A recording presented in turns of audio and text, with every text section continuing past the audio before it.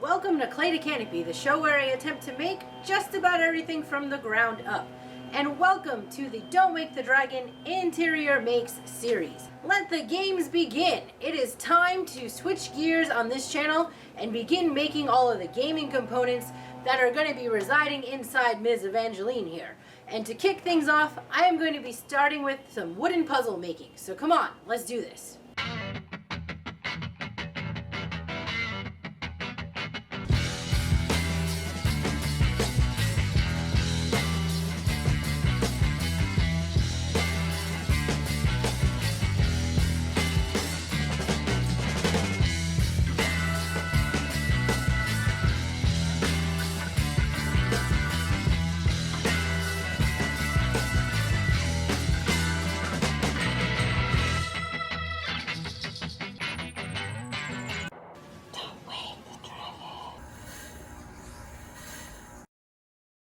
I am excited that the first game or toy thing that is going in this dragon is going to be a series of wooden puzzles that are dragons. This is a fantasy and legends scroll saw book that I found that I was super excited about. It has more than just dragons. There's unicorns, there's other mythical creatures, but there's also a ton of dragons. So I'm going to be making a series of dragons. I am super excited. I have purchased some poplar wood that I will be using to make these puzzles because I do want to dye the wood green and black. I do want to put up a warning label, y'all. This is a warning. These puzzles are not meant for toddlers. This is very much so an adult play space, an adult chill space. It is a she shed. So I will be using dyes that, yes, they are non-toxic. They are fabric dyes. Handling them and touching them is non-toxic. However, they are not meant to be sucked on. So if you are looking for a color-safe dye or color-safe options to treat toys that would be for children that are made out of wood, the treatment I am going to be using is not going to be that. I am not going to be concerned about that in the finishing of my puzzles. I just want a long-lasting finish. I will be using teak oil on top of those dyes and then waxing them afterwards. So disclaimer, y'all, you heard me say it. I understand that what I will be using will not be meant for toddlers, but these are my dragon puzzles. So yeah. This book was written by Judy and Dave Peterson. Judy is the woodworker. She came up with all of these designs, created them, and give you templates inside the book. First thing I did was to photocopy the templates of the ones that I want to use, and I had a really hard time picking, okay? I printed out way more than what I need. Told myself I'm gonna make 5 puzzles. That's all that I want to work with. I have to make some decisions. Yeah, okay, of these 3. The winged dragon, the fire-breathing dragon, or this guy. I really wanted to do a set of 3 of these, small, and have like 3 all together, rather than doing some of these larger ones. Let's see how it goes. I'm gonna cut these out, and then I'm going to be spray adhesiving them to pieces of poplar, which I also need to cut down. I have just one big plank. And on here, Judy tells you which direction the grain has to run. This is to make sure that the puzzle, long-lasting, the pieces don't tear and snap and that sort of thing.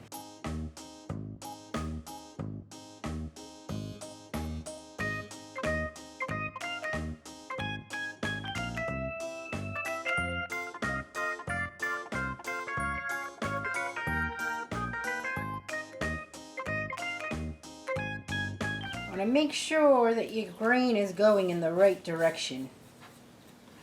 My spray adhesive is set, and the 2 main tools I'll be using is my scroll saw and a drill. I'm going to drill a bunch of holes on the outside for my entry point for the saw. Your scroll saw has different types of blades, and depending on the brand will also depend on whether or not you need to add blocks. You have to feed the blade through your cut each time. That's why you're pre-drilling all of those holes. First thing I'm going to do is drill out some spots for my saw blade.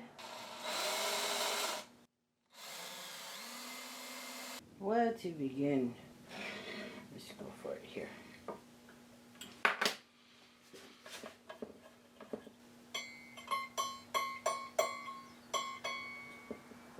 Alrighty, well, here goes nothing. This is basically turning into a video that I had not intended on making, but it is going to be turning into. So after a bunch of futzing with this machine, taking apart some of it, reconfiguring things, it's still not where I feel comfortable using it. It just does not feel safe to me. I'm not able to get the quality of the line that I want to have, and to do these fine puzzles, it's gonna be problematic. So I have decided to go another route. I'm still making puzzles, but I'm gonna be doing this in a completely different way, using a different machine. Before I can get to any of that though, I've got to clean up this space and basically do a complete shop changeover. 2,000 years later.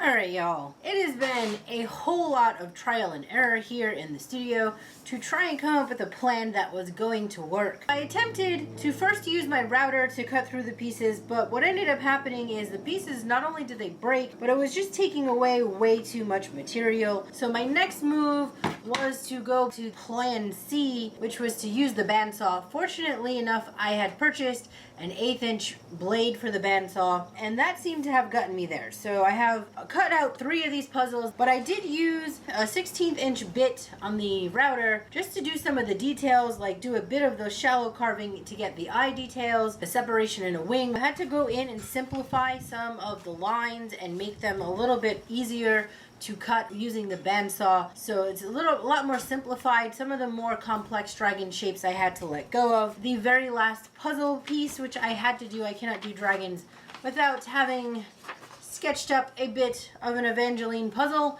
so I will be also doing my version, which is of my lovely Evangeline. I'm going to go ahead and transfer these, show you how I'm going to transfer these onto a solid piece of wood.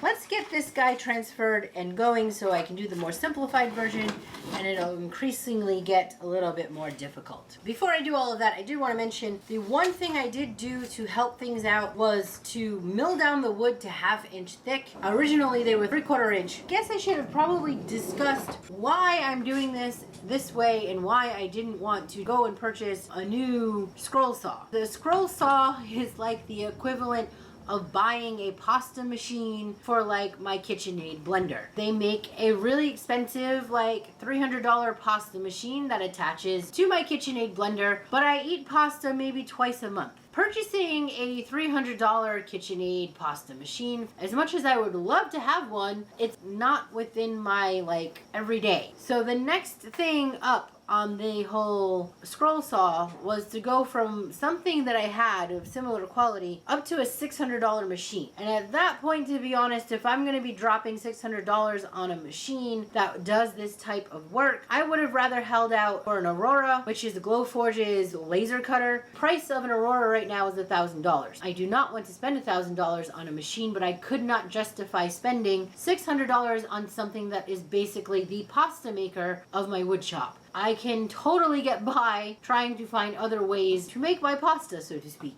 So I had to go about finding an alternative way of making this happen. The book indicates which direction the grain should go, and I'm just going to go ahead and start tracing the outline first of my dragon here, and then I'm going to be cutting up the pieces individually so I can add in those rest of those lines.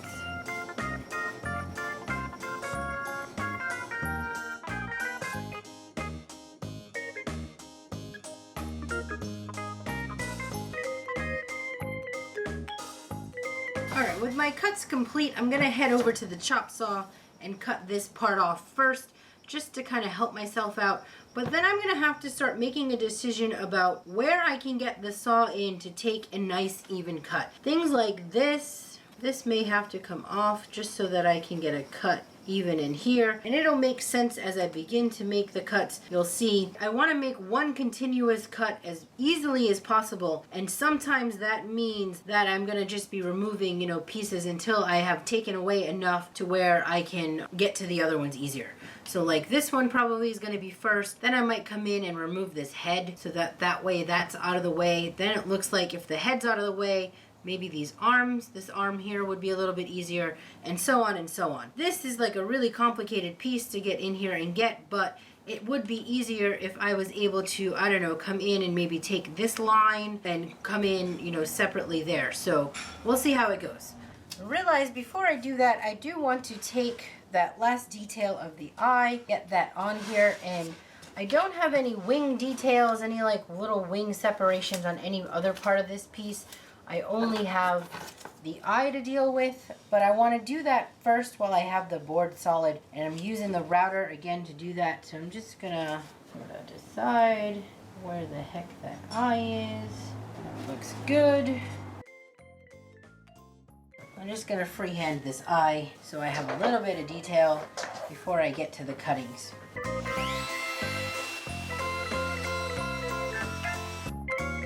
My cut's not all the way through, it's just a small shallow carvings that I'm making just for detail purposes. Alright, I'm gonna chop this quick on the chop saw and then I will meet you at the bandsaw. Alright, I'm gonna begin making my cuts, and I think I like to clean up as much as I can around the outside first before I go in and start making my cuts on the inside. So that's going to be the first thing I do, is clean up the outside, and then you're going to see me picking lines and running with it. But I'm going to do this with headphones on so I can keep my good safety gear going.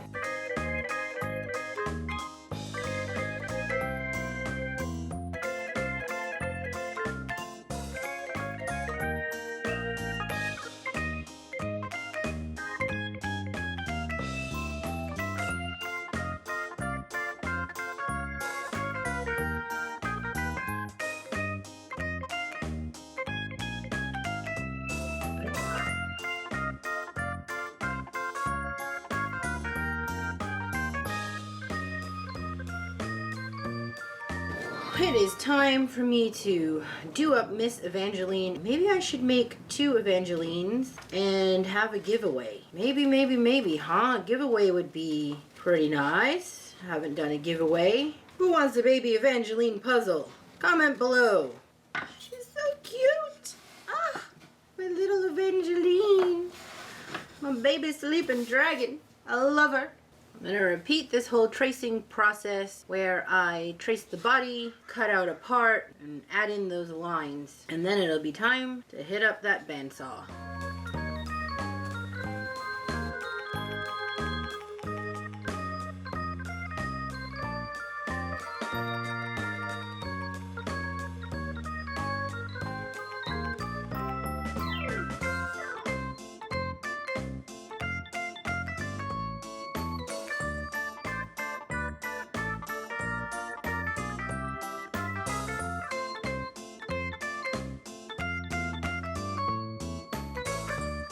Time to do a bit of sanding now that all of my puzzles are good to go. I don't want to touch the surfaces if I don't have to. Put in fresh blades on the planers. I am not going to go crazy on the sand. A little bit of the marks that are made by the machines are not bothersome to me. I just want any areas where it might be too roughed to the touch. And then I also want to break the edges so I have a nice round around where they meet up. Alrighty, my puzzles are all sanded up and it is time for me to get on my first round of color. I'm going to go ahead and apply some of this green that I mixed up. I know the bottle says turquoise, but I had mixed it up with that grass green because I used it for the circles on the wood storage bins.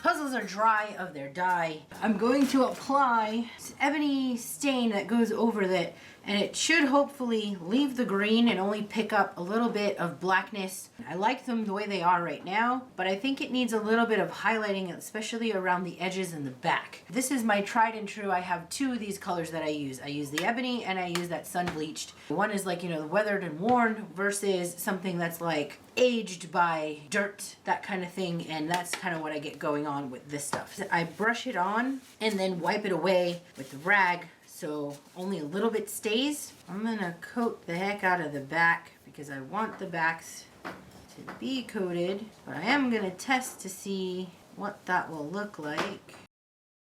Ooh, and that's pretty dark. So I think for the fronts, I'm just going to try and avoid them. And I'm just gonna try and hit the sides. And if I get a little bit on the front, then that's okay.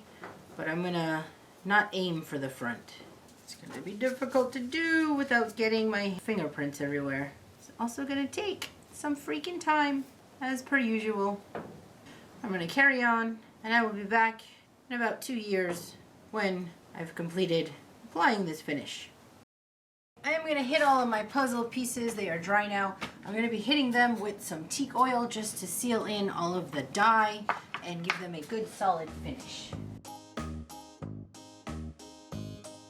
My puzzle pieces are dry. They have had 3 coats of teak oil, and some of the areas you can see, I don't know if you can catch that on camera, there's a bit of a sheen there. That is where the oil was a little bit too thick. Even though they get wiped off during coats, it's just an area where the oil did not absorb. So in order for me to complete my finishes, I'm going to be waxing these, but I have to get rid of this top sheen first before I hit it with the steel wool. So I have a 600 grit sandpaper, just a small piece that I'm using just to come in and take down that sheen a bit. This is an area where it's just caked on too thick, so I want to remove some of that. If this was a piece of furniture, I would be sanding this completely down with 220, adding in another coat of either the teak oil or even the color. Sometimes I go through about 10 to 12 layers of finish on pieces of furniture. I don't need a furniture finish here. I want a nice finish, but I don't need it to be crazy furniture finish. So once I get rid of all these sheen points, I'm going to take some of my steel wool, and this is the finest grade steel wool you can get. You can pick this up in the paint section of the hardware store, and I'm going to use that to do my buffing. The steel wool will break down. This is finer than that 600 grit I was using there. It may look like I dulled it out, but I'm going to be waxing, and the wax is going to bring it all back. So the only thing about the steel wool, you're going to have residue, and it will break down the piece you're using. In fact, I might have to make a run to go buy some more. Have a dry paintbrush that I'm dusting the bits off with, and then the piece will be ready for waxing. My favorite wax to use is this Howard's paste wax. Just keep in mind, this is not food grade, which means that you cannot put these puzzle pieces in your mouth. It's furniture grade, so it's safe for handling, but just not for eating. So yeah, I just keep a rag in my wax, and I use that to come in, and I'm just gonna buff, rubbing my wax onto my piece. Wax acts as a barrier to keep the oils from your hands and dirt and dust from penetrating that surface that you put on. So this will protect the finish, protect the teak oil, especially for something like this that's going to be physically handled a lot. In the case of your furniture, I'm just now taking a regular rag and buffing out the wax.